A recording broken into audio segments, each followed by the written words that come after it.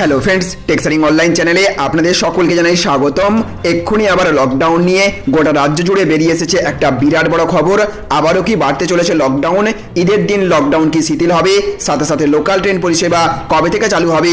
সমস্ত কিছু নিয়েই বেরিয়ে এসেছে একটা বিরাট বড় আপডেট। হ্যাঁ ফ্রেন্ডস, একদম ঠিকই শুনেছেন, গোটা রাজ্য জুড়ে কড়া বিধিনিষেধের সাথে সাথে মুসলিমদের ঈদ নিয়ে বেরিয়ে এসেছে একটা বিরাট বড় খবর। তো আজ লকডাউন নিয়ে সরকারের তরফ থেকে কি জানানো হয়েছে জানবো আজকের এই ভিডিওতে। তার আগে আপনাদের কাছে একটা ছোট্ট রিকোয়েস্ট, আমাদের চ্যানেলটিকে সাবস্ক্রাইব করে পাশের বেল আইকনটিকে বাজিয়ে রাখবেন এই রকমই লেটেস্ট আপডেট সবার প্রথমে পাওয়ার জন্য। পাশাপাশি এক্ষুনি এই ভিডিওটিকে একটা লাইক করবেন এবং জনস্বার্থে ভিডিওটিকে প্রচুর পরিমাণে শেয়ার করবেন।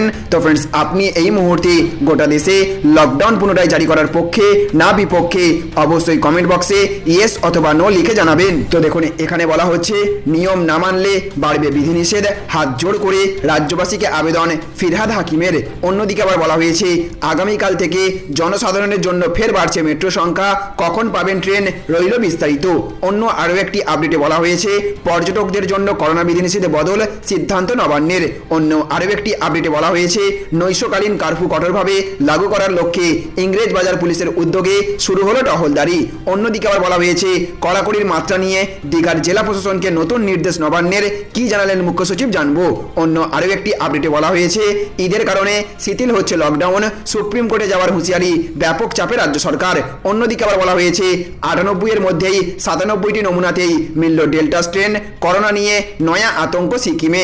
অন্যদিকে আবার বলা হয়েছে সপ্তাহে একদিন করে বন্ধ থাকবে দার্জিলিং, মাথায় হাত পর্যটকদের। অন্য আরও একটি আপডেটে বলা হয়েছে করোনার তৃতীয় ঢেউ শুরু হতেই ক্রমশ কঠোর হচ্ছে মালদা জেলা পুলিশ। অন্যদিকে আবার বলা হয়েছে লাগবে না আরটিপিসিআর রিপোর্ট, এই সহজ শর্ত মানলেই যাওয়া যাবে দীঘা থেকে দার্জিলিং। তো বিস্তারিতভাবে বলা হচ্ছে পশ্চিমবঙ্গের মাটিতে আগামী 30শে জুলাই পর্যন্ত জারি রয়েছে নানান বিধিনিষেধ। রাত 9টা থেকে ভোর 5টা পর্যন্ত চলবে নাইট কারফিউ। কিন্তু এখনো বাংলায় বহু মানুষের মধ্যে সচেতনতা গড়ে উঠছে না। নাইট কারফিউ অমান্য করে বিভিন্ন জায়গায় দেখা গিয়েছে দেদার পার্টি চলছে, হই হুল্লোড় চলছে, আড্ডা চলছে। নাইট কারফিউতে এই ঢিলেমি কিছুতেই বরদাস্ত করতে রাজি নয় রাজ্য। তাই এবার কড়া মোড়ে নেমেছে রাজ্য সরকার। রাজ্যের মুখ্য সচিব হরিকৃষ্ণ দ্বিবেদী রাজ্যের প্রতিটি জেলা প্রশাসকদের নির্দেশ দিয়েছেন যে যাতে অত্যন্ত কড়াভাবে জনগণ এই নাইট কারফিউ মেনে চলে সেই দিকটি পর্যবেক্ষণ করতে হবে। রাত 9টা থেকে ভোর 5টা পর্যন্ত সমস্ত কিছু বন্ধ রাখতে হবে। মুখ্য সচিব নির্দেশ দিয়েছেন যে সমস্ত জায়গার মানুষজন বিধিনিষেধ মানছেন না তাদের কড়া শাস্তি দিতে হবে। নাইট কারফিউ অমান্য করলে মোটা টাকা জরিমানা এবং হাজতবাস দুই করতে হতে পারে। পরিবহন মন্ত্রী ফিরহাদ হাকিম হাত জোড় করে রাজ্যবাসীকে অনুরোধ করেছেন কড়াভাবে কোভিড বিধি মেনে চলতে।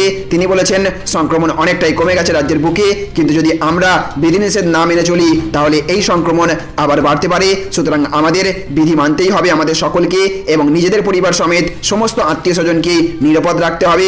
আমাদের সবসময় মাস্ক পরে বের হতে হবে, নির্দিষ্ট শারীরিক দূরত্ব মানতে হবে, না হলে আরও বিধিনিষেধ বাড়বে এবং আমাদের জীবন সংশয় হবে। তাই আমাদের সকলকে এই বিধিনিষেধ মানতেই হবে। আমি সকলকে হাত জোড় করে অনুরোধ করছি, না হলে আগামী দিনে আবার বাংলার মাটিতে ভয়াবহ পরিস্থিতির সূচনা হবে। অন্যদিকে আবার বলা হয়েছে করোনা সংক্রমণের থার্ড ওয়েভের আশঙ্কায় একাধিক পর্যটন কেন্দ্রে বিধিনিষেধ করা হয়েছে। একাধিক পর্যটককে সেই কারণে ফিরিয়ে দেওয়া হয়েছিল।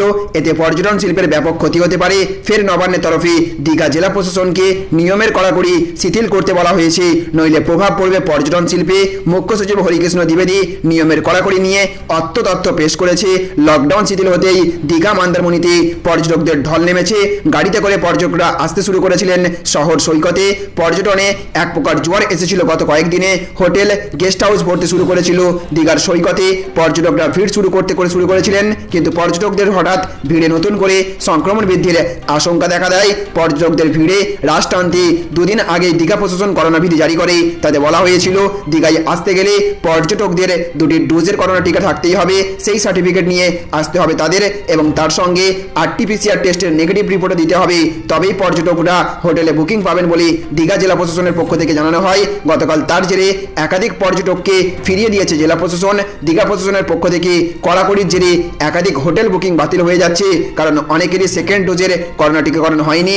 আরটিপিসিআর টেস্টের রিপোর্ট আসতেও বেশ সময় লাগছে, যার জেরে অনেকেই হোটেল বুকিং বাতিল করে দিচ্ছে। ফের পর্যটনে ধাক্কা আসতে শুরু করেছে। পর্যটন শিল্পে নতুন করে যাতে ক্ষতি না হয় সেই কারণে নবান্নের পক্ষ থেকে দীঘা প্রশাসনকে নয়া নির্দেশ পাঠানো হয়েছে। মুখ্য সচিব হরিকৃষ্ণ দ্বিবেদী জানিয়েছেন কড়া নিয়ম শিথিল করতে হবে।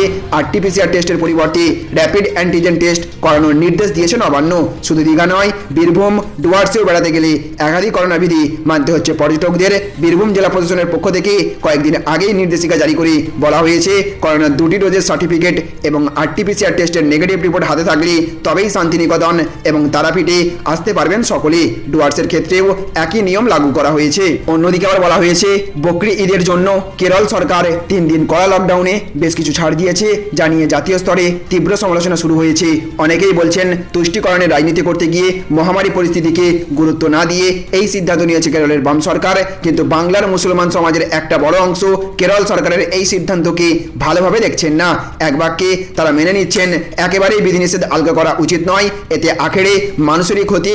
লেখক আলিমুজ্জামান বলেছেন, আমাদের দেশে ধর্মটাকে বড় করে দেখার চেষ্টা করা হয় সবসময়। ঈদ হোক বা পুজো, কোভিডের এই পরিস্থিতিতে কোনোভাবেই বিধিনিষেধে শিথিলতা দেখানো উচিত নয়, এতে সাময়িক আনন্দের জন্য বৃহত্তর ক্ষতি হয়ে যাবে। এই সিদ্ধান্তকে কোনোভাবেই সমর্থন করা যায় না। রেড রোডে ফি বছর ঈদে নামাজ পড়ান কারি ফজলুর রহমান। তিনি বলেছেন, আমি কেরলের পরিস্থিতি জানি না, তবে এই সময়ে কোনো উৎসবেই শিথিলতা দেখানো উচিত নয়। অন্যদিকে আবার বলা হয়েছে, লকডাউন শিথিল হতেই 50% যাত্রী নিয়ে মেট্রো চলার অনুমতি দিয়েছেন মুখ্যমন্ত্রী মমতা বন্দ্যোপাধ্যায়।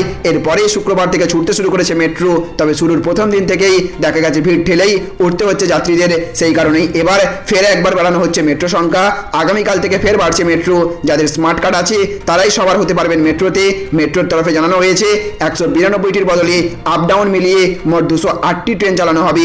সোমবার থেকে শুক্রবার পর্যন্ত জনসাধারণের জন্য চলবে মেট্রো পরিষেবা। 6 মিনিট অন্তর অন্তর মিলবে পরিষেবা। দিনের প্রথম মেট্রো মিলবে 8টা থেকে। দমদম এবং কবি সুভাষ থেকে ছাড়বে সকাল 8টায়। শুরু হচ্ছে প্রথম পরিষেবা। এরপর দক্ষিণেশ্বর শেষ মেট্রো পাওয়া যাবে সন্ধ্যে 7:30 মিনিটে।